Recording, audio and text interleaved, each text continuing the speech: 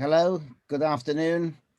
I'd like to welcome everybody to this incredible webinar, Envisioning the Future, Technology, Innovation, and Obsolescence. We have a fantastic lineup for you of visionaries and indeed luminaries in the field who will be able to speak to these topics, and look forward to taking your questions as well. I'd like to start off with Michael Dowling, who is the President and CEO of Northwell Health. Michael is one of healthcare's most influential voices, in the sense that he takes a stand on societal issues as well, issues such as gun violence and immigration. Many health systems CEOs shy away from those kind of things. As its president, he leads a clinical, academic, and research enterprise with a workforce of more than 75,000 people. And Northwell is the largest healthcare provider and private employer in New York State, caring for more than 2 million people annually through its vast network of more than 830 outpatient facilities and 23 hospitals, all of which, of course, occupy vast amounts of real estate. Fun fact, in 2019, more than 38,000 babies were delivered at a Northwell facility, and they handled 865,000 plus emergency room visits. Northwell also has the largest hospital-based laboratory in North America. Our second panelist is Jeffrey Levine, who is the founder and chairman of Douglaston Development, Levine Builders, and Clinton Management. Levine has directed a new construction and rehabilitation of thousands of residential units, including both affordable and luxury housing, student housing, that's good to hear, hotels, senior living, well, that might be good to hear also as the years go by, healthcare facilities, and millions of square feet of commercial, retail, office, and institutional space. Most recently, he developed The Edge, which is along the Williamsburg waterfront in Brooklyn, a beautiful strip, I might add. It's a 1.5 million square feet mixed-use project, which includes approximately 2,000 residential units, over 60,000 square feet of retail structured parking, a water taxi pier, and a pedestrian esplanade. James Nelson is a moderator and a very accomplished one at that. He's the principal and head of Tri-State Investment Sales Group, Avison Young. James leads a group of 36 professionals in the sale of multifamily, office, development, and retail properties. And Avison Young is a full-service global real estate firm with 5,000 real estate professionals located in 120 offices in 20 countries. Since its inception some 3 years ago, James's sales team has closed over 50 sales valued at well above $1 billion, which resulted in him being named one of Avison Young's top sales professionals, as well as being recognized on Commercial Observer's Power 100 list. Throughout his over 20-year career, James has been involved in the sale of approximately 500 property and loan sales for an aggregate value of over $5 billion. And this would be a most appropriate juncture to hand it over to James. Take it away, James. Thank you so much, Dean Davidson, and thank you to Fordham for hosting this incredibly important discussion. And just want to thank not only you, but your team, Lou, Andy, Kelsey, for making this all possible, and really for what you do for New York and for the students. And I've had the pleasure of collaborating with you all for years, and just so excited to see how you all have grown the program, especially the Real Estate Masters program, continuing to deliver incredible content through this. So thank you for everything you do. So very excited for today's discussion. And the only thing that I would add, Dean Davidson, to your bio, which is very important, is we also have a Fordham alum amongst us. So Michael Dowling is also a Fordham graduate. So I'm sure wonderful for you all to see how some of your alum have helped lead this great city. So Michael, why don't I start with you? And Dean Davidson gave some great background of the incredible reach of Northwell. And I want to also highlight and thank you for the exceptional work that you all have done to take on this pandemic. And I had read that you all had treated 150,000 COVID patients. So thank you so much for everything that you and your team has done. And I guess one of my first questions would be is, how were you able, you have this massive network, how were you able to react so quickly and expand your services to take on this pandemic head on?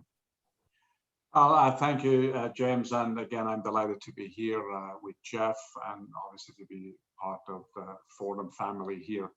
A couple of things. One, even though we are very, very, very large and we have, hundreds and hundreds and hundreds of locations, it's actually one company. So we all are very integrated as a company. We're not just a collection of individual entities scattered all over the place. We've got single leadership, single clinical administrative leadership, all back office functions are consolidated, one budget for the whole place, etc. So we're very integrated and a little different than most other health systems that you may be aware of.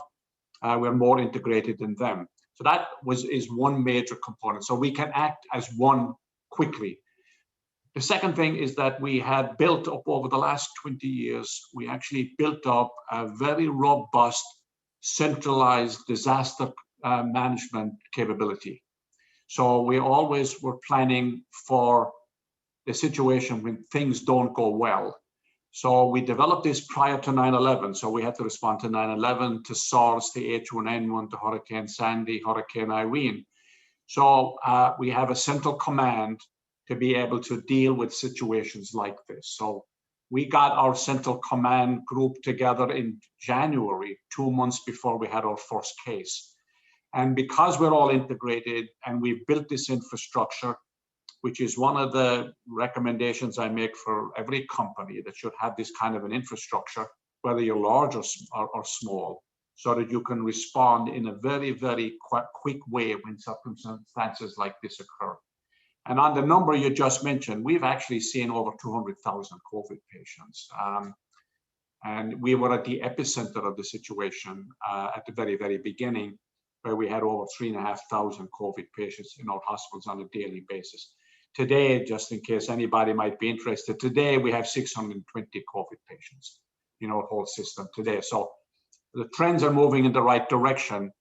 And one last thing I would mention is that healthcare staff are unbelievably resilient and adaptable, because remember, what healthcare people do on a day-to-day basis is they react and deal with crises all the time. So when a crisis occurs, it doesn't throw us off, because that's the nature of our business. This, of course, this pandemic was a huge issue, but the same kind of mentality that you have to deal with in a trauma situation in the emergency department, when something bad happens on a daily basis, you extrapolate that for the system as a whole, and that's the mentality. So having the right staff, the right attitude, positive attitude. From day one, and all of our staff were saying, there is no way this crisis, this pandemic is going to beat us. No way. We have a winning culture and we win. It may take a long time, which it is, but at the end of the day, you're going to win and beat this. Wow. That is wonderful, and I love how you ended that, and certainly I'm sure a huge part of why you all have been able to really conquer this head on. So thank you again for everything that you've done to help get us through this. So Jeff, you and Michael are in different fields or different specialties, I'll say, but you have been very busy yourself as well since this pandemic. And while many have chosen to be on the sidelines and try to sit this out, thinking about how you can expand your offerings. And I think maybe just to give our audience a little bit more background on you, I think, because it's not just Douglaston Development, but also Levine Builders and Clinton Management, maybe in your latest formalized venture. I know you've been building nationally for decades, but maybe you could give our audience a little bit of an understanding of your various companies and your footprint.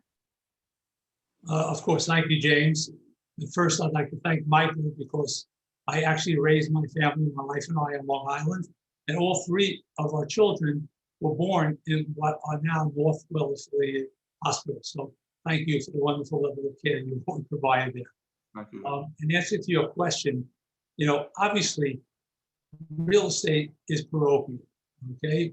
Knowing your market is critical to being successful. But we have also become a global world and certainly a national market. I have been working in New York for over 40 years, as you said, primarily in the residential markets. But over 30 some odd years ago, we had a presence in Phoenix, Arizona, which, as you may know, is the 5th largest city in the United States today, and is the beneficiary of much of what is going on in terms of growth in our country. It was a red state, it's now a purple state, it is not heavily regulated. And the truth of the matter is people are moving here because of the low tax environment and the growth. So we focused out here years ago on the assisted and independent living business because frankly, it made a lot of sense. Going back to the baby boomers and their parents who retired out here because of the climate and low cost of building going back some 30 years ago. Some of the biggest builders in the United States, Del Webb among them, built retirement communities. The natural evolution from retirement communities are senior independent, assisted, and memory care units. So we have been building, and we own and operate over 1,500 units here in the greater Phoenix metro. Up as high north is Sedona, where people are very excited to visit and stay. We're currently building on the periphery of Phoenix, moving further out as the city is growing. We just recently completed a project of approximately 240 units in a town called Mesa, which is a very nice community, and Peoria, which is the beneficiary of much industrial and commercial growth as well, creating the need for housing. So we're very active here. In New York, we're telling a different story. We're very much aware of the supply-demand collapse, so to speak, of the condo market in New York early on. Post the Great Recession, the Lehman collapse, nothing was being built. The few jobs that were condos were gobbled up because demand exceeded supply. With that, people created more supply and realized that demand on the uber luxury market for which they were building was not as great as they hoped, and you ended up with a glut of luxury product, which is apparent in the market today. Never wanted to build to that luxury market, and I have learned that condominiums are a little bit of a gamble. You wax rich or poor with the economy, and I am not smart enough to anticipate what GDP will be, what interest will be, or what psychological buyer market will be 3 and 4 and 5 years out. So I prefer to build rentals. Rentals allow you to have a second bite at the market if you miss it on the first go around, because of the nature of the numbers. So we have concentrated on rental housing in New York, both affordable and market rate. You can't help, frankly, be in both because the reality is by building market rate in New York, you need to have affordable in order to secure the necessary tax abatements because of the disparity in taxation of new housing products in New York City, which is a story for another panel, which needs to be corrected by our elected both at the city and state levels. Having said that, COVID did initially cause us, as all businesses, to work from home, which mandated that we really gear up our technological capabilities, which we did. Today, when I went into business, I hardly knew that I would have an IT department, an HR department, a risk management department. But again, as Michael indicated earlier, you have to run things from the top down, not from the bottom up. So we very quickly had all of our pieces in place, working with the ever-changing technological marketplace. Our management company, Clinton Management, which is run by Ryan O'Connor, who himself, I believe, is a Fordham graduate, who connected me to this panel, absolutely is in, I say, the 22nd century. We don't show an apartment, rent an apartment, pay a bill, collect rent, or submit an invoice that isn't done online, which really creates for a high level of efficiency and oversight, and it works very well. Having said that, our major market rate products, we're building a 60-story building of about 1 million square feet over at 29th Street and 30th Street over 11th Avenue, diagonally across the street from the Hudson Yards, across the street from another residential project we built, the home, back in 2000 and I guess it might have been 2005 when people thought we were crazy building at that location, because the Hudson Yards was not quite a vision, just a dream at that time. Having said that, I'll try to finish up because I think I'm running on. That market is a market that I continue to be very optimistic about. While people are concerned about work from home and people living in New York, that is not going to be our future. New York is a magnet for young, intelligent, talented people of all races and religions from all over our country and all over our world. This virus is not going to put a period in that story, it's just a comma. Having said that, I'm building that project diagonally across the street from over 20 million square feet between Related, Brookfield, Tishman Spire, of Class A office space, which is all essentially rented by AAA tenants, including tech tenants like Apple and Amazon and Google. So I'm very confident that as our medical professionals like Michael help us through the vaccine to put this virus behind us, that we will be back in prosperity in a very short time. I couldn't agree more. And I love that this is not going to be a period, it's going to be a comma, and could not agree with you more. I've only been doing this for a little over 20 years, and I've learned never to bet against New York. You know, we come back stronger. So wonderful to hear your perspective. So Michael, I'd love if you could tell the audience about Northwell's footprint. And Dean Davidson had mentioned you have 220 primary care facilities, 52 urgent care, 23 hospitals. I think the total you gave us was 20 million square feet. And the scope, the size of your operation is mind-blowing. So maybe you could give us a little bit more about kind of the size and your footprint and impact here in New York. Yeah, thank you, James. And you know, first of all, our location, we are in Nassau, Suffolk, Queens, Brooklyn, Manhattan, Staten Island, Westchester, Western Connecticut, and growing. We have been growing at about $1 billion a year, every year for the past decade. And we will continue to grow. We have almost 20 million square feet, as you said, of real estate. There's about 12 million of it that is in the hospitals. We have about 3 to 4 million square feet of outpatient office space that we own. And we have about 4.5 million square feet of office space that we lease. And we're going to continue to expand. I mean, every month we expand. And just give you an idea, we hire every week between 150 and 200 employees every single week. And I know that because I meet them all every Monday morning. So we have a very, very large footprint. And, you know, all of us, every business, including us right now, of course, are going through major transformations. And COVID didn't change everything, but it accelerated a lot of things. So people talk about remote work, they talk about technology. A lot of this was in play before COVID in a small way, but COVID obviously has accelerated it. So one of the issues for us right now is to figure out how many of our employees will forever be working remotely, either part-time, full-time, or be involved with rotating schedules. Right now, I have 10,000 people working remotely. And by the way, it's very interesting. We find that the productivity has increased. People seem to be happier, and the productivity has been enhanced. And that will continue. Now, the question then becomes, what does that mean for the real estate side of my business?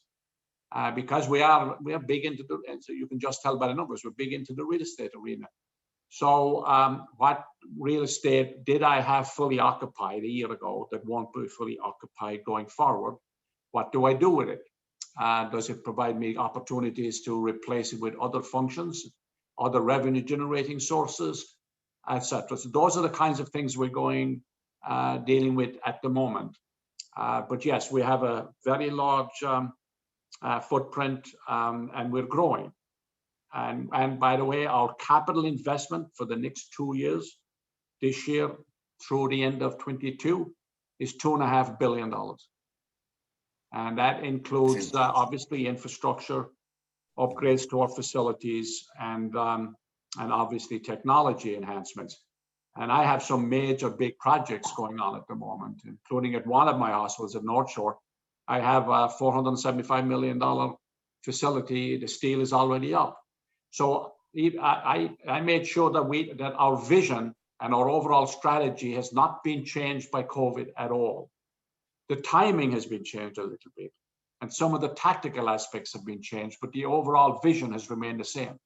Because COVID is a temporary blip, you know, it was difficult, and I don't want to minimize it, but we will recover from this, and we'll all be a little bit different. I don't think we'll be the same exactly, but I do think we will come back strong. And I think New York, you know, there is a great book written about New York. It's the best book I've ever written about New York, and the name of it, I forget the author, but the name of it is The City of Dreams. And New York will continue to be the city of dreams. And Hudson Yards, that was mentioned by Jeff, I am actually taking space in Hudson Yards. And I'm looking at other places around the region where I need to be, whereas today it may be a little bit dormant. 3 years from now, it'll be flush, and I need to be there. So I look forward. I'm always thinking 5 years out, 7 years out. As people say, you manage today, but you lead for tomorrow. Wonderful to hear, and very insightful. And I guess just a quick follow-up question, because I would imagine part of the challenge of thinking about your office footprint moving forward is, I mean, you mentioned you have thousands of employees who are currently fully remote. Right. Is there a plan to bring them back? And you said they're happy, they're efficient. Is there going to be some type of hybrid approach? Do you think they end up coming into the office a couple days a week? Do they stay remote, or still trying to figure that out? Well, I think it'll be an evolving process. I don't think that is one simple, straight answer to this. I think it will be evolving. I do think that a major portion of our employees will be working remotely forever. And I think it's going to be a hybrid, because people do need socialization. They do need to get together. And one of the challenges for companies when a lot of their employees are working remotely is, how do you retain the culture of your organization? That is the essence of any good organization. And the culture is your personality. It's the teamwork, the collaboration. You know, it's how you work together. It's the mission focus, etc. So how you maintain the strength of that culture as you move more and more to remote. And so I do believe it will be a hybrid, where you'll have some working, 5 days a week at home, some working 4 days a week at home. And you'll have, I think, basically rotating schedules back and forth. I don't think it'll be completely one way or the other, but it will depend on the nature of the business. If I have billing people, revenue cycle people, that's one thing. Various administrative people obviously will be probably in and out more. So, in healthcare, we're a big finance company. We're a big construction company. We're a real estate company. We're a food company because we deliver more meals than anybody else. We're a technology company. We're a vehicle maintenance company. There is very little you would want to do that doesn't exist inside a very, very large system like us. So if you look at us that way, we're a bunch of different companies inside one company with unbelievable variability. So there's no one answer to the totality of it. There are multiple individual answers to the pieces of it. And that's how we have to be very, very creative as we go forward. And I think, by the way, one last comment I make, James, is that I do believe, and I believe this firmly, that COVID has taught us all a valuable lesson. It has given us a new perspective on life. It has taught us about our fragility. Creativity and innovation is blossoming now because of the crisis of COVID. And I do believe at the end of the day, we'll all be better off for it. It'll be something that hopefully will be in the history books a couple of years from now. But I believe we will be better people and better companies as a result of going through COVID. Couldn't agree more, and it's wonderful, a wonderful perspective to have. And I didn't mention from the start, but for our audience, if you would like to ask questions, you can go ahead and put them in the Q&A. I can try to work them in now, but if not, we're gonna field questions at 1:20. But feel free, if you have some questions that come up, go ahead and type them in. So Jeff, my question is, how do you plan for residential, what to build and where to build based on this uncertain office market? Because jobs that we've always been told that's the #1 driver to the real estate business, certainly multifamily. I'm sitting in my office right here at 530 Fifth Avenue. I have an app on my phone that shows how many people are in the building at one time. We're over 30% today. That's a win. It was 9% back in January, but it's still uncertain. And Michael's just said, well, maybe some of our workers will continue to stay remote, and maybe some of them will, I hope, will continue to live here in New York and choose here to work remotely. But as you mentioned, others might move to Phoenix. So I guess, how do you look at the return to office as a driver to suggest where you should be building and what you should be building? That's an interesting question. And obviously, we make decisions as to where we're going to build based upon things like economics and demographics. New York City, as you know, has not had the exodus that has been described. Yes, many people may have left for a short portion of time, whether it's those more fortunate in the upper middle classes who have second homes, vacation homes, while you were able to work remotely. It made lots of sense to take advantage of that in connection with younger people who may have lower paying jobs, sometimes in the hospitality or service industries, who were suffering financially. They might have left their apartments when their leases expired and moved back with family in the suburbs or somewhere else in the States. But we're seeing that end. It's very interesting. Business is always about supply and demand. The reality is that going back to the second and third quarters of 2020, it was a frightening period. We did not know how extensive this virus is going to be. We certainly got mixed messages, both from our scientists as well as our politicians. Now we seem to have a handle on what's happening. The vaccine is making a drastic change in the hospitalizations and, thank God, the deaths. So we are seeing, based upon a slightly lower price point, both in the for sale condominium market as well as in the rental market, that the tenants are coming back. Our Brooklyn properties, which had seen occupancy fall to the high 80s during the peak of the virus, is back up in the high 90s, albeit at a few percentage points of revenue lower than they had been previously. But guess what? Now that I have high occupancy again, I have the pricing power I need to get my revenue back up. I'm seeing similar results, although it was more drastic in Manhattan.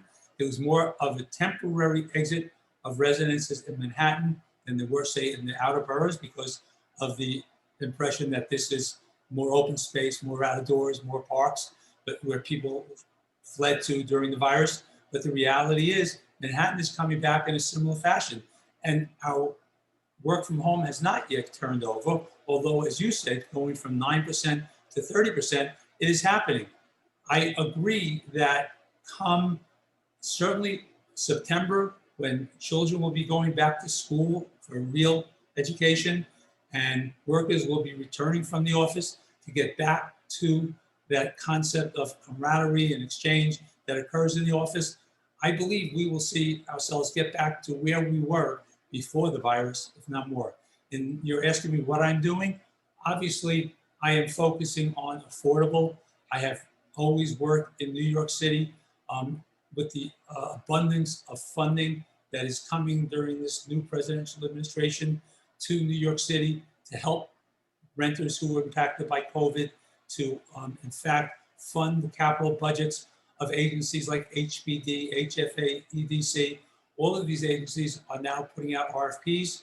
We have a strong, affordable group, and we are pursuing these with real excitement, because we know that the demand is there, and we know that because we are, and remember, Not everybody can do affordable housing because typically it involves both construction, obviously development and management, and it's a specialty business, and it doesn't allow for third-party contractors or third-party managers. It really is best done hands-on.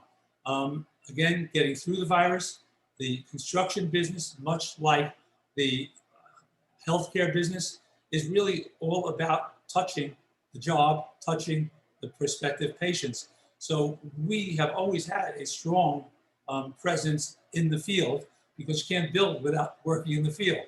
And we were also fortunate that our work was considered essential because they had affordable components, as is the healthcare business, which is always essential. So we were very fortunate to be able to work very adequately during the breakout. Obviously, we had periods where, in spite of precautions taken, of hygiene, of security, people did become afflicted with the disease. Fortunately, it wasn't prevalent, and we were able to work through it very well. That's great to hear, and that you continue to, again, build and provide these much needed construction jobs at a critical time. So, Michael, I'd love to hear about, because this panel is really about the future and how we think about construction, development, real estate moving forward. You've already been underway with renovations, new projects, and in light of COVID and thinking about how to construct or renovate these buildings differently, I'd be curious what you've learned. I know you're underway with a renovation of the Lenox Hill Hospital, where my first son was delivered in the midst of a huge snowstorm, but nonetheless a very positive experience there. But you're now, you've got a building that's over 100 years old there. I know you're building in Staten Island as well. How are you thinking about these new projects? Are you revising your plans? Thinking about, if there was a future pandemic, how do you build better to address that? Yes, I just let me set a little bit of context. In this part of the country, in New York, and I'm talking about the hospitals sector at the moment, most of our hospitals were built in the 1920s, 30s, and 40s. So, very few new hospitals have been built in the last 20, 30 years. So if you were building a hospital in the 1930s and 1940s, the world was completely different from a healthcare point of view. So pretty much all of our hospitals, their age goes back that far. Now we've upgraded, we have remodeled over the years. But my dream, I would just love to be able to completely rebuild from scratch, because if you build a hospital today, it would be nothing like what we currently have. That would be very, very different, because space needs are different, consumer needs are different, especially, etc. So as we go forward now, and I mentioned a couple of things here. One is that we have to build to be much more technologically advanced from a consumer point of view. Because technology, so much is going to be accessed through technology in the future. Things today that we do in person, there's going to be a whole upfront digital way to deliver healthcare in the future.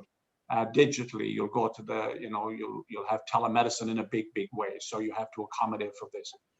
The facilities that have the operating rooms have to be larger, common space has to be larger. Families stay in the hospitals much more now than ever before. So all of that has to be much more consumer focused. The other thing is you have to be a lot more energy efficient going forward. And we have to build now to make sure that we're completely adaptable for infection control, safety mechanisms. And that's not just hospitals, by the way, that's for all construction. That when you have these kinds of issues in the future, again, which we will, by the way, viruses will come back. By the way, viruses never disappear. And the COVID virus won't disappear, we'll just control it.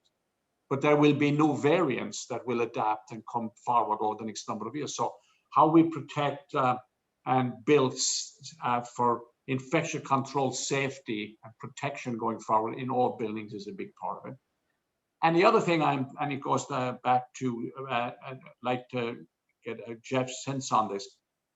A lot of housing that's also being built is housing for the older population, because if you look at the demographics, the question that I'm in discussion with a number of people at the moment on is that if you're building housing, large housing complexes, to what extent should you put have healthcare provision integrated into housing complexes so that the people who live there, especially if they're older, don't have to leave their complex to come to a place to get basic healthcare? Now, that does exist in some places, but I think you're going to see more and more of that. You'll have more of an integration between healthcare delivery systems and housing development, so that you bring services, the healthcare services, to the housing complex, rather than building the housing complex and then basically say you're on your own, you have to travel to get healthcare services elsewhere.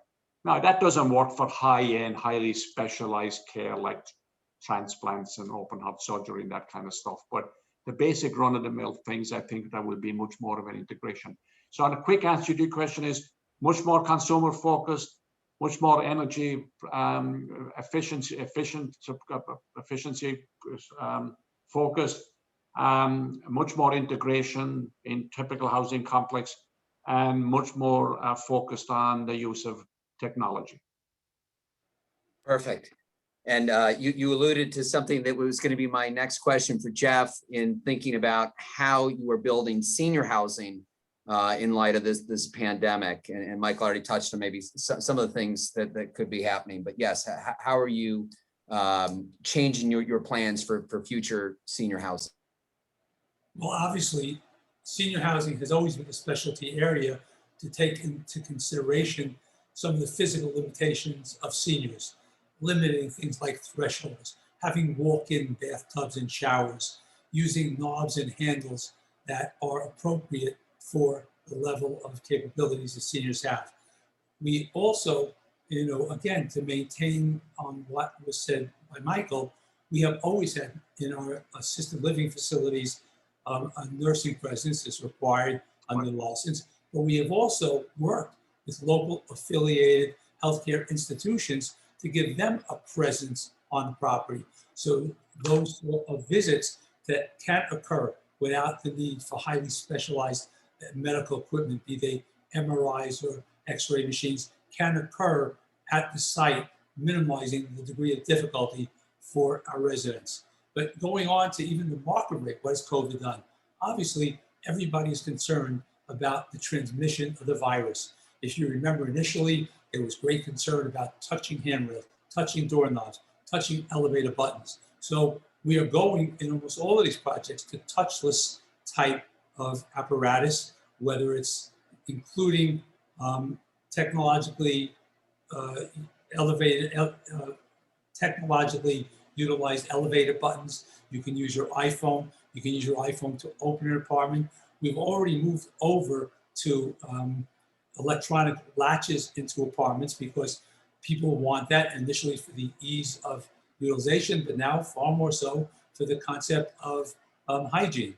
We are also working diligently on our ventilation and air conditioning apparatus, installing highly, more advanced HEPA-type filters, and in some cases in our common areas, even using ultraviolet light for the cleansing of bacteria and virus from the air. So it's absolutely impacting everything we're doing in terms of going forward in a positive way. I'm sensing there could definitely be a joint venture here between Northwell and Levine Builders. So you heard it here first. Well, what wonderful that you all are both, looking to solve, how we build smarter for the future. And they're not totally separate entities, like housing promotes good health. In many ways, if you take a very, very broad view of health, which is what I'm trying to take here, is that health is what people do for themselves. Health is about employment. Health is about housing. Health is about, the general condition of life overall. So health is more than just treating illness. We've been primarily for the years in the medical treatment field. We treat you after you get sick. But we have to pivot to a world where we are much more part of the teams in the community that deal with prevention and all of the other social determinants, lifestyle issues. 80% of healthcare is in many ways caused individually by people themselves. How they eat, how they exercise, how they don't do those kinds of things. Where they live makes a difference. So when people call, we say Northwell Health. Yeah, and we want to be in the healthcare business, and that's what we want to be, which means working with people like Jeff and others on a lot of the things they're doing.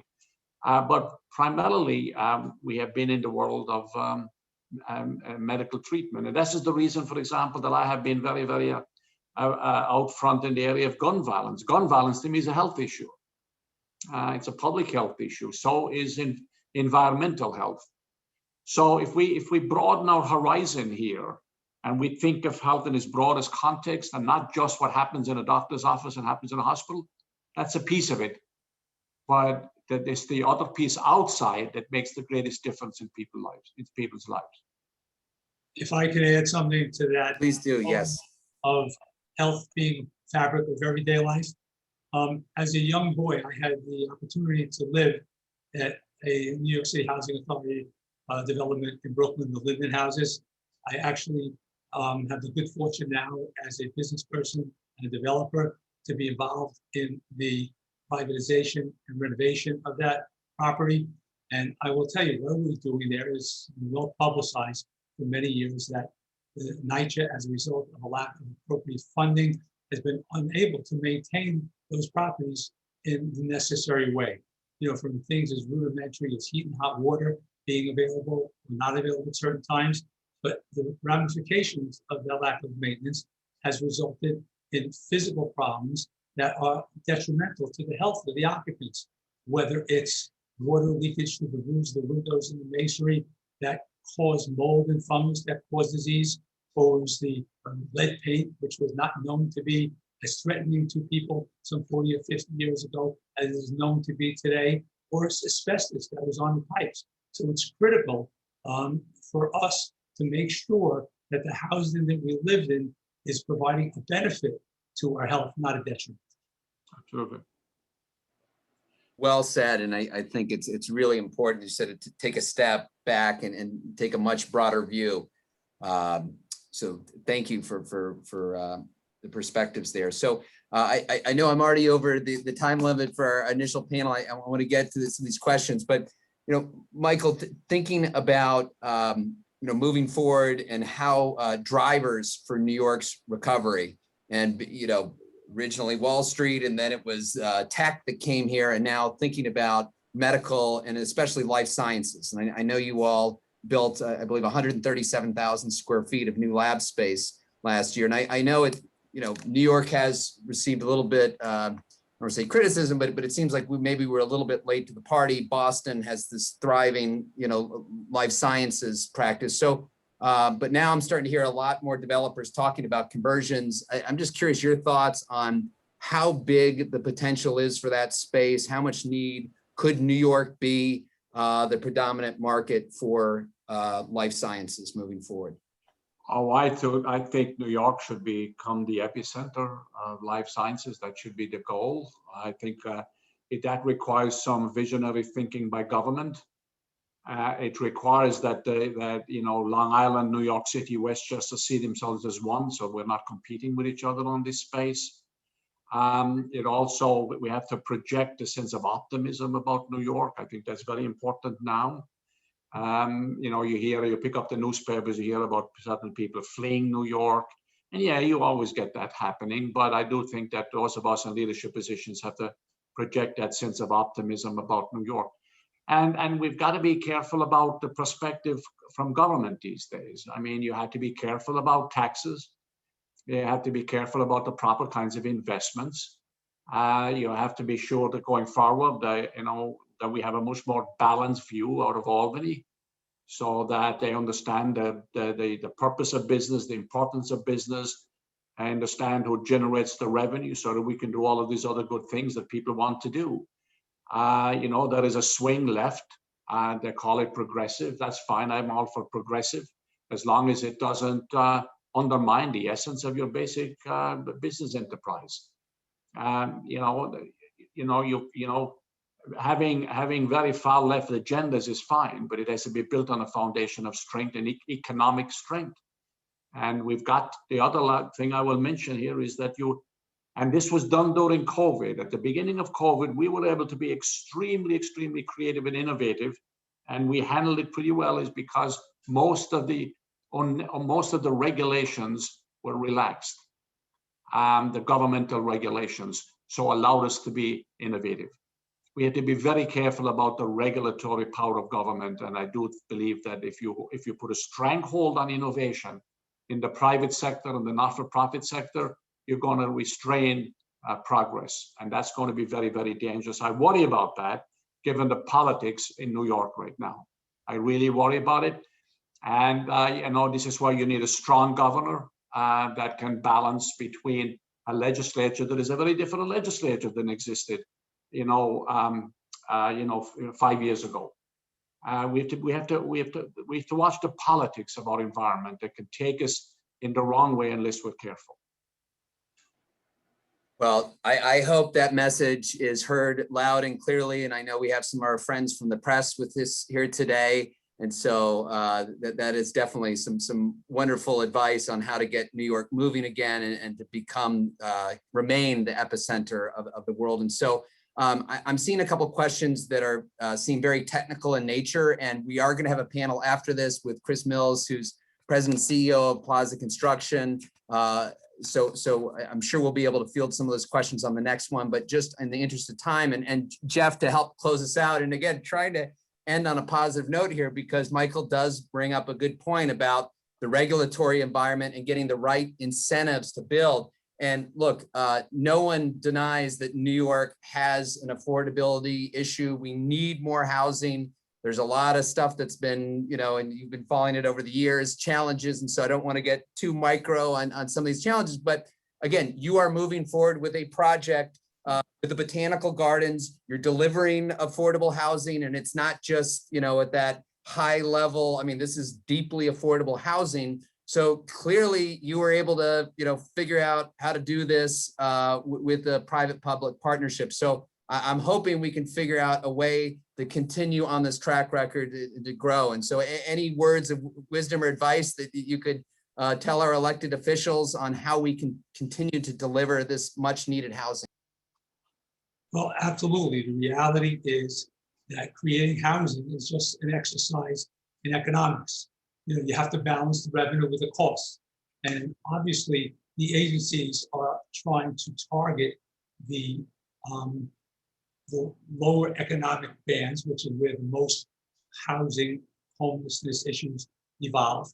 Those people who are at the lowest end of the economic ladder. And in order to do that, it has to be done cost effectively. It is done often through this RFP process, the request for proposals, where competent developers can secure the necessary financing as well as create products on a cost-effective basis. I think that has to continue, and I think that the money which is necessary, because obviously, if on an ordinary basis you need something in the vicinity of $4 a foot a month or $50 a foot a year to do a project that will balance out economically, then if you're only going to be charging, in some cases, $15 or $20 annually a year, somebody has to step in and fill the gap. Part of that is filled in by tax abatement, part of that is filled in by subsidy or the low market, bond mortgaging.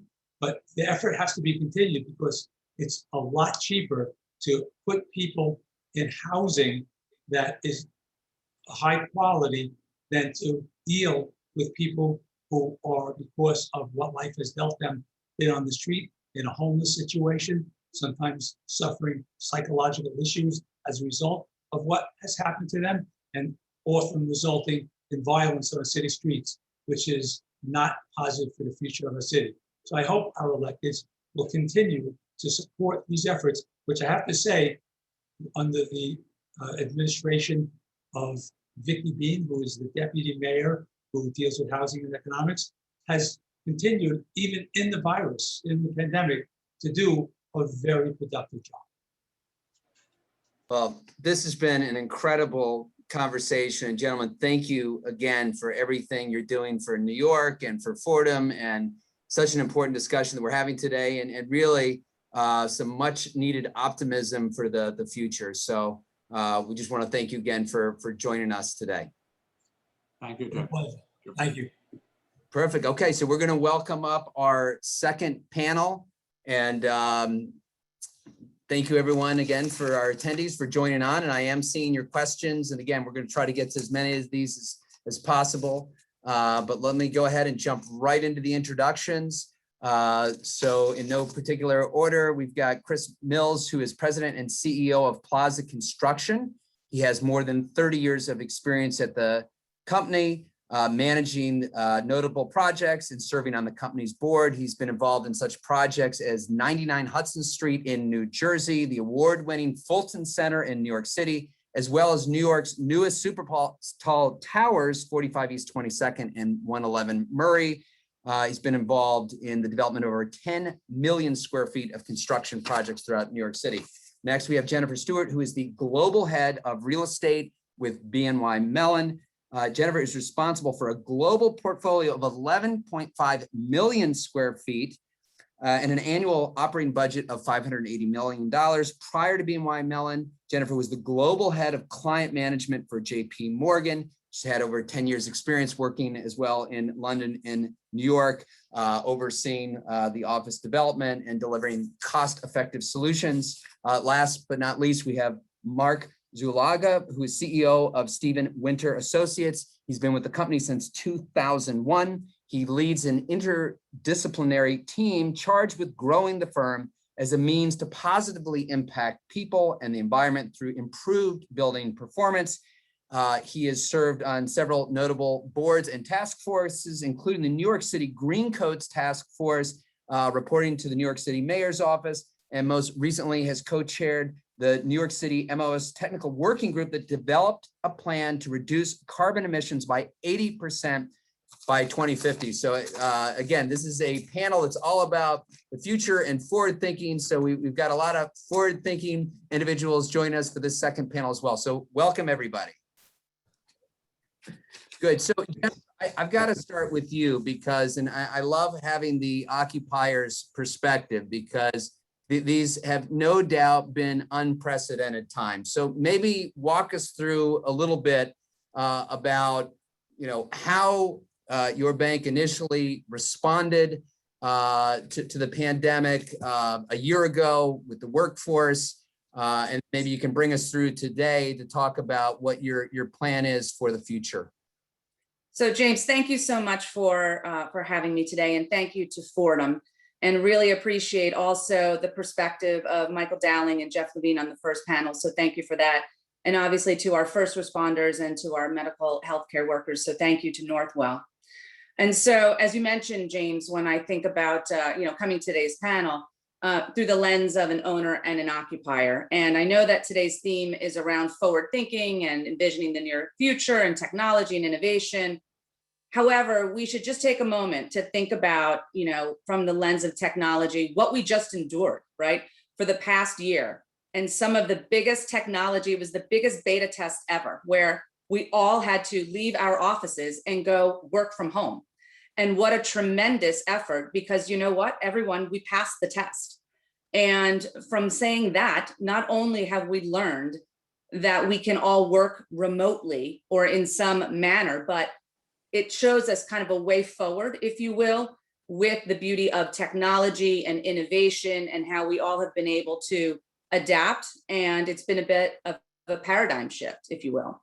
And if anything that we've learned from using this technology, it's made us all very much more forward thinking and innovative. 12 months ago, were you on a Zoom call? Probably not, right? And here we are having a panel where we normally all would be sitting together on a dais. So we too have adapted quickly and become innovative.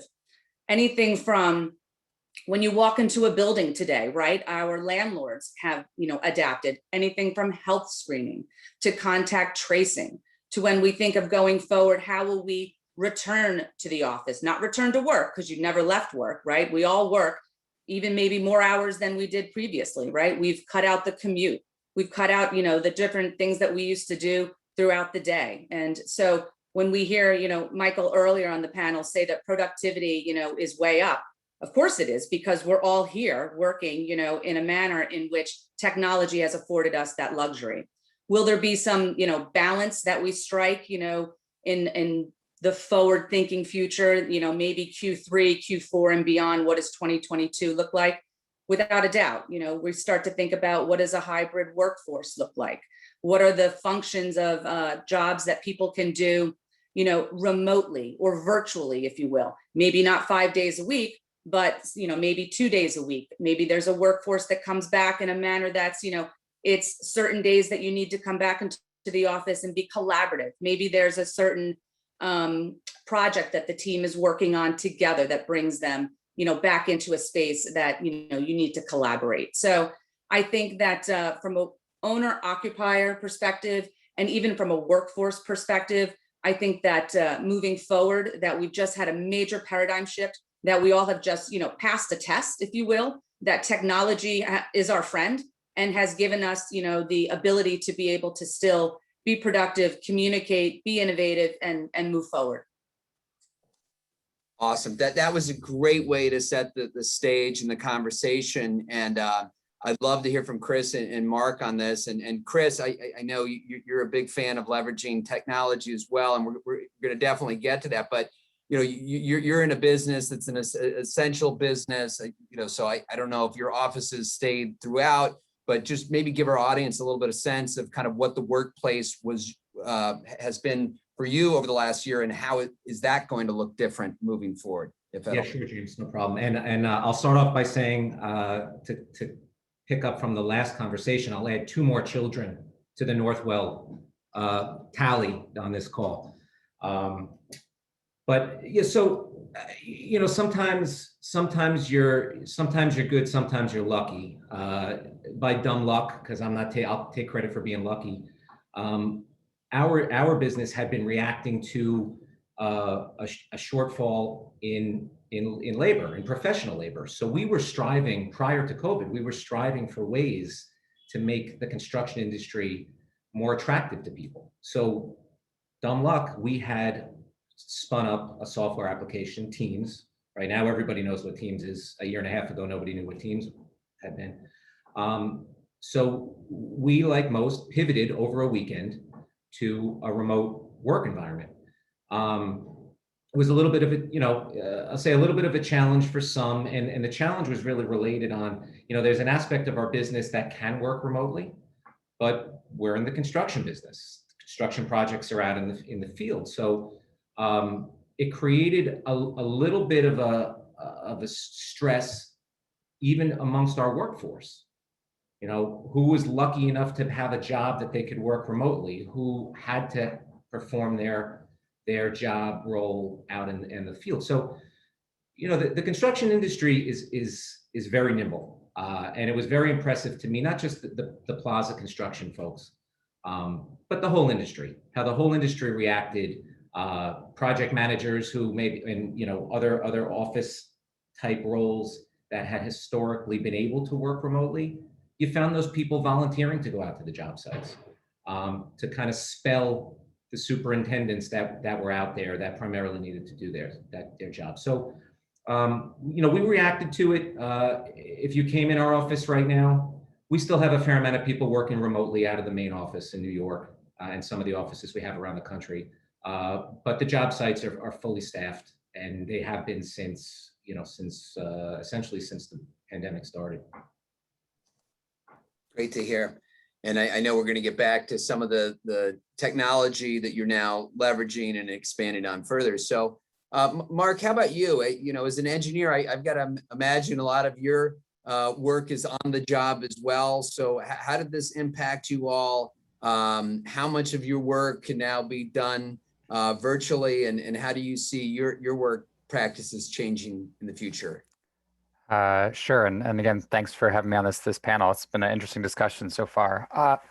We are, I mean, honestly, our view of things, my view of things is we have a much easier job than everyone else I'm listening to here. I mean, you guys are building and operating the buildings kind of day in and day out, and we're, you know, engineering services, consulting services to provide support. So I think we have a very partial view of a lot of different projects, but we've been able to operate same old story as everybody else, seamlessly, in a very surprising way. We're obviously going to job sites, our offices. We've been able to sort of all work remotely, but I think it's been a far easier position to be in our line of work than in actual kind of developing and operating buildings. So a lot of respect for everybody on the phone doing what you're doing. Thank you. And I want to certainly get to the changes in your industry and how you're leveraging technology as well for the improvements of some of these buildings. Jennifer, it's a question on a lot of people's minds, especially real estate brokers, our leasing brokers, which is, how are you going to deal with your footprint moving forward? You have 11.5 million square feet. If you have some people who are now virtual or hybrid, I know your former shop was released that they are already downsizing some of their projects. I think they're building a project out on the West Coast, if I'm not mistaken, that's going to be 30% smaller. So how do you think about your future space needs in the near term or the long term? Sure, and thank you for the question, James. And I think that 12 months ago, immediate reaction, oh my goodness, how will we adapt? How will we change? Will people ever go back? And I think that, human nature, we look at ourselves and there's such pent up demand and energy, right? The vaccine's a game changer, right? And people like when can I get back in? When can I, collaborate? When can I work? Being able to work in a hybrid way or virtually is an added bonus. And it gives people the flexibility and it adds to wellness and can make, the experience that much better. But at the same time, we're social beings. And so this idea of, get out and just work from home forever, I don't think that the industry in any way, shape or form or any workforce, believes that. So I think that it's a bit of a wait and see as well. I don't think that people are quick to go and spend money to retrofit something or do something to react. I think it's along the lines of let's make sure that our workforce is healthy and that people are safe and that people are productive and so that they're able to embark and come back into the workforce in a meaningful way and in a healthy way and make sure that, children can be back in school and that folks can be able to, work together. You might get invited to, a coffee now and, it's a virtual coffee, right?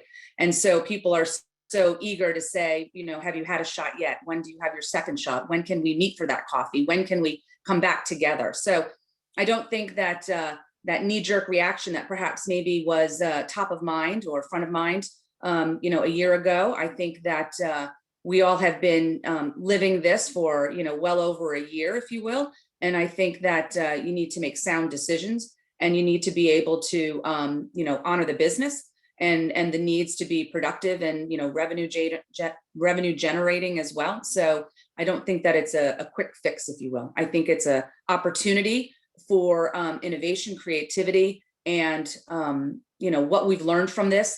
How can we go ahead and move forward? So I wouldn't say that it's a real knee-jerk reaction. That's great to hear. And that makes a ton of sense because when I hear companies making bold changes in their plans, when I really feel like we're not going to understand how the new office environment plays out, at least until the fall, when we see who comes back to the office, what it is. So to be thinking about in one of our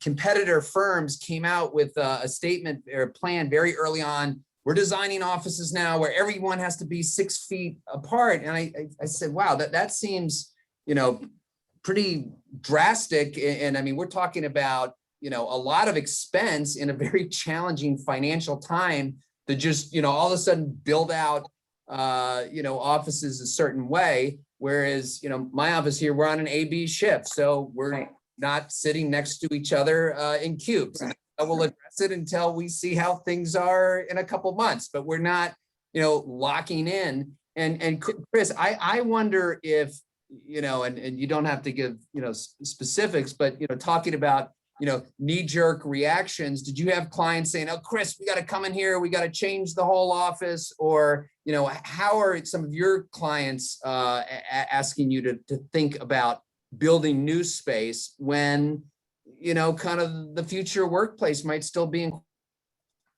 Yeah, I mean, good question. We, initially we had a lot of reaction to clients, and another interesting fact is Plaza Construction ourselves, we're going through, we're moving our offices, right, as part of our program prior to COVID. So we were kind of going through those same decisions. So we had a fair amount of clients asking a lot of questions early on about modifications. That has since quieted down. Frankly, to be brutally honest, I'm kind of, there's a piece of me that's hoping we start to hear, some of the clients start to talk about some modifications, because I think it will be good to kind of spur the interior renovation, construction business in New York City. But I think most clients are waiting and seeing, just like Jennifer said, that, we all, I'll speak for myself, we all kind of feel like we are going to get back to business as usual. We're New Yorkers. We're not going anywhere, right? I'll echo the same sentiments from the earlier group. And we're going to wait and see. And we'd all like it to get back to the way it was. Maybe not entirely, right? A little bit different, but fundamentally the same. Couldn't agree more. And I was going to mention before that I'm definitely open for coffee. I had my first breakfast. No, that's not true. This is my second breakfast in the last couple months, but my first breakfast in Midtown, because unfortunately there's only one place to have breakfast in Midtown right now. I'll give them a plug, the Red Flame Diner on 44th Street. So if you're looking for a place that's still open, but I know we are all looking forward to the day when our poor restaurants are able to open back up and welcome us back, because what we do, this is really a people business. And I think that all these virtual platforms, we can kind of keep things going, but we're not expanding and we're not growing audiences. And I even know with my work with Fordham, I wish I was up there on the dais with you all, because we'd have 300 people in the audience, and then all the magic that happens is afterwards. And when some of those Fordham students can come up to you afterwards and say, hey, can you give me some advice on this or that? So I hope those who are listening will still take it upon themselves to reach out to you, and we'll certainly get to some of their questions. But we're getting close. We're certainly getting there. So, Mark, maybe the same kind of question about your approach and how things are changing. I know sustainability is something that's really high on your list, and I'm sure we all agree on the need to be more sustainable, but also thinking about how we accomplish this in a way that makes sense. So I don't know if it's better to kind of start macro and then zoom in, because one of the hot topics in New York right now is that local law 97. And I don't want to get overly technical for this audience, but there is a pretty serious mandate right now, not only at the state level, but in the city, with some really hefty fines if certain things are not accomplished by a certain date. But maybe, for the lay person who's listening in right now, maybe kind of talk to us a little bit about, it might seem obvious, what are the goals for sustainability, but when you talk about reducing the carbon footprint by 80% by 2050, what does that all mean? And it really feels to me, in a city where 3/4 of our buildings are, over 75 years old, we got a lot of work to do here. So wherever you would like to start on the sustainability discussion. Sure, that's certainly a big topic. But I'd say I just want to stress how different, in my experience, this moment is. I'll go back to say a decade ago, how the last decade opened up. 2010, the industry conversation was, in the Bloomberg doing a lot of incremental, important, good stuff. Can we make real estate publicly report their energy data on an annual basis? And it was an open question. No one knew. And a lot of people said, no, that's an invasion of privacy. That'll never happen. And then, it happened. You can't manage what you don't measure. But that's how the last decade opened up, just to for context. Where we are right now, it seems that everybody's number is 2 trillion. So 2 trillion is what you read about in the Times with the federal stimulus. 2 trillion is what the mayor's office just put out this morning in a report. 80% carbon reductions is old fashioned, by the way. Now new goal is 100%. My bio is already out of date. So they published a report that it'll require a 1.5 to $2 trillion investment in New York City alone by 2050 to meet these kind of carbon neutrality goals. So that's at the highest level. But I think the other thing that has changed is it's not just sustainability anymore. They've taken basically that problem, climate, carbon, whatever you want to call it, and wrapped it up with jobs and economic development, and wrapped it up with health, and wrapped it up with equity, right? So it's really interlinked, and I think we've all sort of seen that out there. But it's not just policy that's changed. I think you can draw a straight line between the policy changes and private sector changes. I mean, to quote Larry Fink, climate risk is investment risk, but the climate transition presents a historic investment opportunity. I mean, every day it seems I read about a new VC that's starting a $100 million plus climate tech fund. Climate tech is outperforming NASDAQ. So I just want to kind of call out how frothy the private sector is and bullish is in addition to these policy changes. And the technology stuff is gonna follow the money, of course. You know, I mean, a fundamental change that is just will need to happen in a town like New York is we can't burn things on site, right? We can't burn fuel on site. And there's the amount of infrastructure that is going to need to get reimagined to make that happen is a monumental thing. But I think it's also related to health. So to pick up on the previous panel, I mean, we've all heard of sick buildings, and what if buildings can, improving the built environment can deliver, measurable and meaningful kind of healthcare savings. All the kids with asthma are living in certain places. And did you know that the biggest pollutant in buildings is actually cooking gas and cooking gas stoves? And so HPD is actually pushing electric cooking as a health impact. We do a lot of stuff in ventilation, but, extracting a little bit of stale air from an apartment is nowhere near as important as not burning gas, and noxious fumes within the apartment. So I think there's some very interesting, by making the problem bigger, like connections that can be drawn. And can the investments in building infrastructure be rationalized by healthcare savings, right? Like someone needs to close those loops, but I think those connections are possible. And obviously, we had a pandemic 100 years ago, and a lot of our building systems, our old steam heated systems, were all designed based on the 1918 pandemic to be able to provide enough heat with open windows. So I agree with the previous kind of comments that I don't see anyone making drastic changes to building infrastructure as a result of COVID, mostly because it just takes too long to make drastic changes at scale.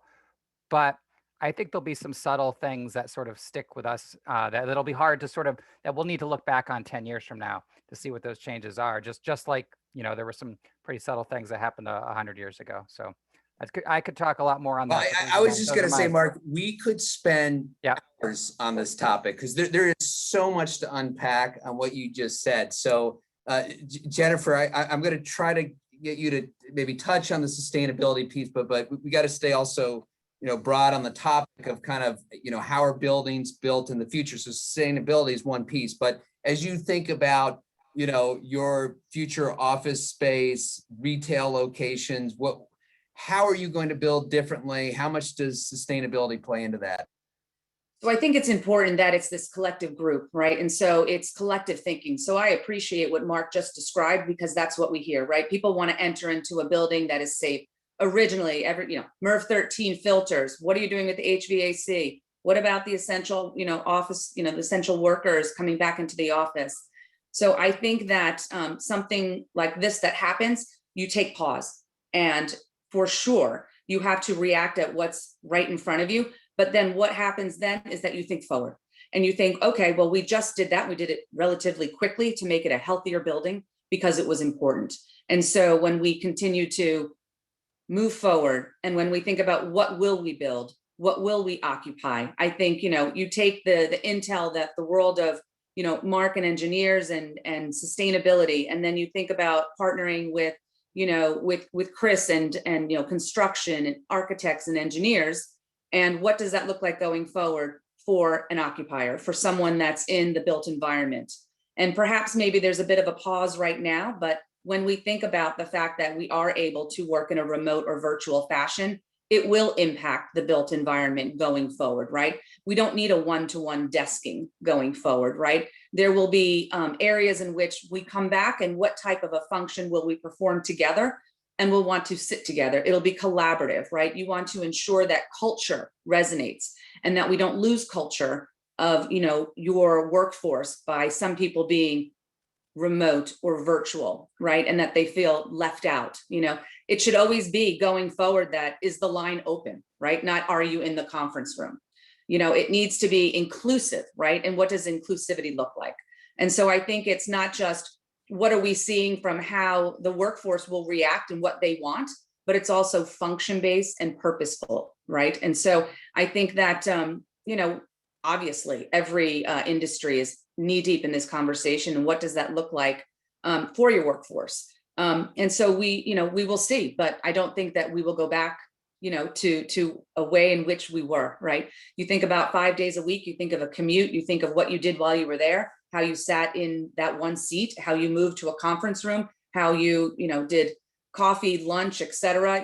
There's a blending, if you will, right? There's a coming together. And I think that is very exciting. And it's innovative. And I think that everybody's eager to kind of jump in and do it. And let's see how it works out. But it can't just be, let's go and do it. It has to be well thought out as well. So I think, more to come, but certainly with our partners and even those that are on this panel today. Hey, James, would you mind? I just want to pick up on something that Jennifer just said and maybe pivot slightly, right, towards the technology piece again. But there's a theme that we've heard throughout this panel, both parts of the panel, and it's about collaboration and integration amongst various stakeholders in the process. And one of the unique things I think that we've seen, and I may be talking a little bit more narrowly about the architecture, engineering, construction portion of the industry. But with the shift towards remote work, right? And I know we're trying to shift that back, right? But with that shift, what we ended up doing inadvertently is we convinced ourselves that we can go from a project-based business to a more centralized product-based business, right? And it's no secret that all the big AEC technology firms are pushing our industry towards manufacturing. And, you let that sink in for a second, and there may be certain stakeholders that are uncomfortable with that thought. I'm not one of them, right? I recognize the fact that change is inevitable, and you need to stay ahead of that change.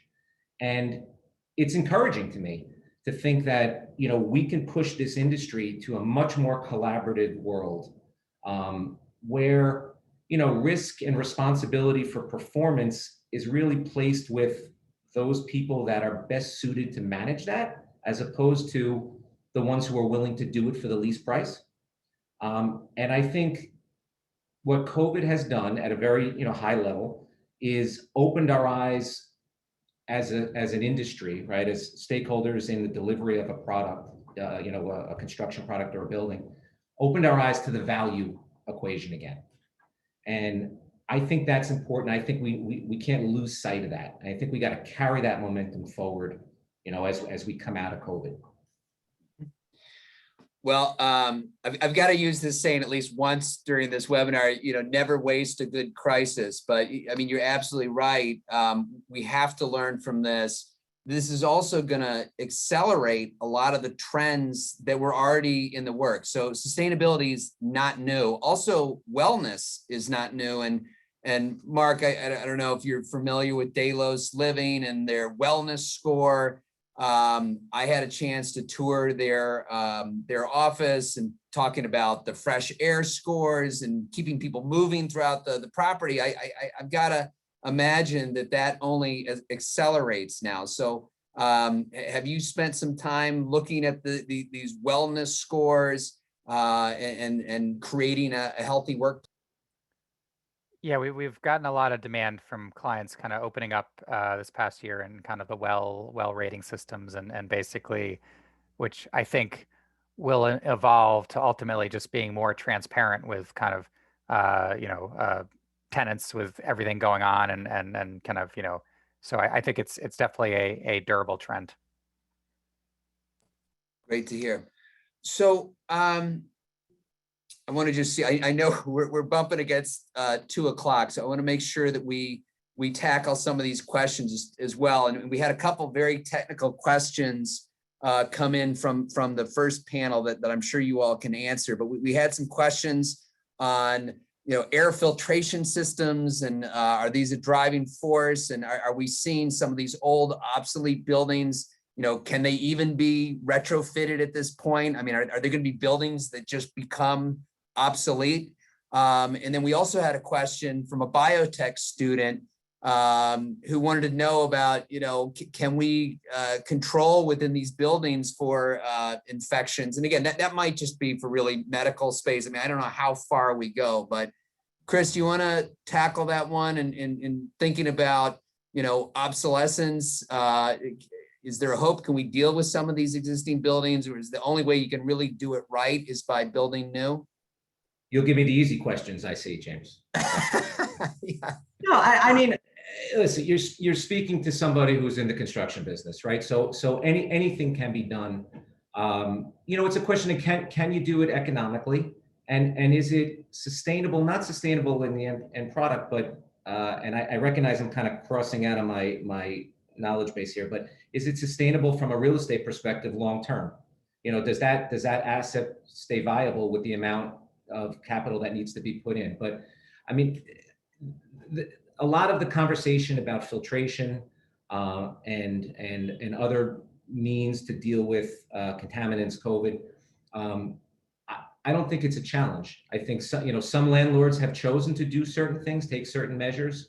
I don't see it being a major challenge to convert some of the building stock. I think the same drivers about the existing building stock, are they obsolete in the future? I don't think what we've gone through in COVID is really changing that dynamic at all, in my opinion. Mark may have a different opinion, and maybe Jeff. Well, I'll add on to the question. So you think that I'm not giving it, Jennifer and Mark the softball. So Mark, this, and now I will kind of pick on Local 97 and this requirement, or landlords are getting fined. I mean, I'm clearly not an expert on this, but when I hear that Durst Bank of America building, which was LEED Platinum, and it has all the, you might tell us 3 other things that it could have had from a sustainability point, but they built this. If you have environmentalists trying to build the most forward-thinking, sustainable building, and yet they would get hit with a massive carbon tax. And why? I'm being told because the density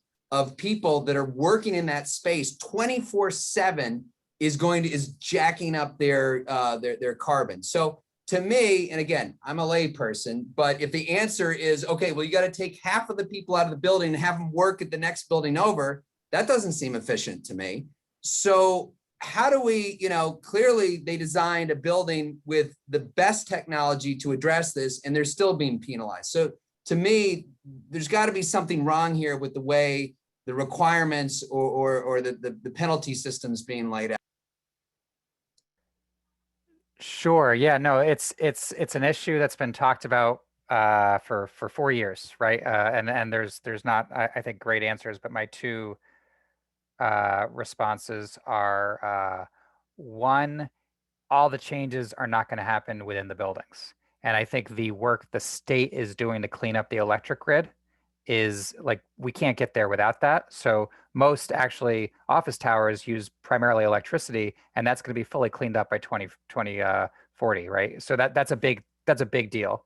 I think there's opportunities to clean up the district steam grid as well. So I think a lot of the power going into these buildings can be cleaned up over time in a way that actually reduces the burden on changes within the buildings. That's number 1. Not to interject, but is the wind powered? Because I just read something last week that New York State approved massive wind turbines. I mean, is this going to be? Sure. Yeah, it's offshore. Well? Yeah, offshore wind, solar, and kind of upstate hydro, and basically the governor is committed to 100% clean by 2040. And the other thing is, honestly, I mean, I'm not speaking for the law itself, but there's 3 billion square feet of New York City of real estate impacted by this law. Class A office is a particularly complex sector that represents about 250 million square feet. And I think there's a specific approach that could be taken for that sector that is probably different than the majority of New York is honestly 6-story buildings in Queens, right?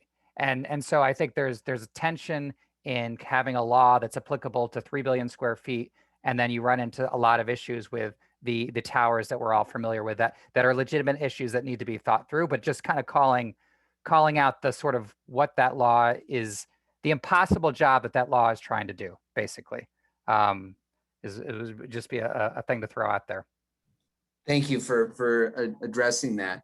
Okay, so we only have a couple minutes left here, so maybe it's a speed round. And Jennifer, we do have a question from the audience, which is, are you ready to commit to new space today? If so, are we talking 5-year, 10-year term?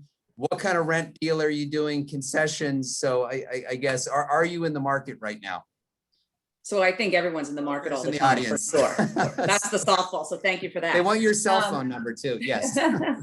And so, I think as an owner and occupier, right, you're always looking to optimize your real estate portfolio and your footprint. And so, are you in the market? Yes. Are you, do you have critical dates that come due? Yes. Are you evaluating, what's coming to term? Yes. And, the optionality and what are we doing going forward? Nobody's sitting still. Nobody is sitting on their hands. And so, sure, we're in the market. And I think that we're even more excited about, return to office, keeping our employees safe and being able to come back in a meaningful way. And what does that look like going forward? So optimistic, bullish, and looking forward to having coffee and breakfast.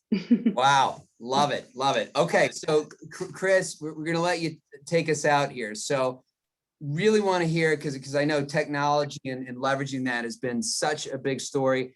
How do we continue to grow? What are, thinking forward, couple years, what are the new practices? How can we do things better? How is this net going to be a positive for the construction business? What has just occurred? I think a lot of the decisions and the trends that we see are driven by owners, and especially owners of, like Northwell would be a great example. Jennifer would be a similar good example. Owners that are open-minded to changing the way we do business, right? The contract structure, the way we hire, an owner hires architects, the way architects and contractors interact, contractors and subcontractors interact. We have to be open-minded to different ways of doing things and recognize that these contracts have become a bit barriers to the adoption of technology. The people developing technology, they're years ahead of us. From a practical perspective, we can't deal with, as an industry, some of the things that the technology could actually afford us to do. But that's a good thing, right? But we need to be open-minded to just having more trust together with the stakeholders. And with that trust, we're gonna open ourselves up to a lot more options with technology that I think are gonna enable us, to bring back a lot more people in the industry. I think we're gonna really focus on the challenges in the industry, which are, with delays and cost overruns. I think we focus so much on the cost of labor because it's an easy problem to wrap our heads around. We don't try to focus on the cost of rework or the cost of delays when we're not as collaborative as it could be. So I think we need to be open-minded, have a little bit more trust with one another, and we'll really leverage the technology that exists in the marketplace right now. Chris, that was awesome and an incredible way to end. And we all are keeping an open mind here. And I know that's what Fordham's about as well. And all of you who joined us today, thank you so much. I mean, this has been incredibly powerful, forward thinking. And so Chris, Mark, Jennifer, thank you so much for joining us today. Andy, I don't know if anyone from Fordham wants to help close us out, but if not, I'm going to give a huge plug. Sign up for their courses, whether you're just getting started on your real estate journey or you're a veteran. I've had the pleasure of sitting in, guest lecturing at some of these courses taught by some of the top professionals in the city. I know also big shout out to Hugh Kelly, who is on the board, and you know, great thing that really puts Fordham above and beyond is their mentorship. And so their students really benefit from making connections here within the real estate community. This is what it's all about. So Andy, if you all want to pop on, or Kelsey, now would be the time to do it. And if not, hopefully that was a great way to close things out. Definitely. Just want to share a message from Andy that Express Admission Day is on April 30th. Awesome. All right, get your applications in, and thank you again, everybody, for joining us. Have a wonderful day. Thank you very much. Thank you very much.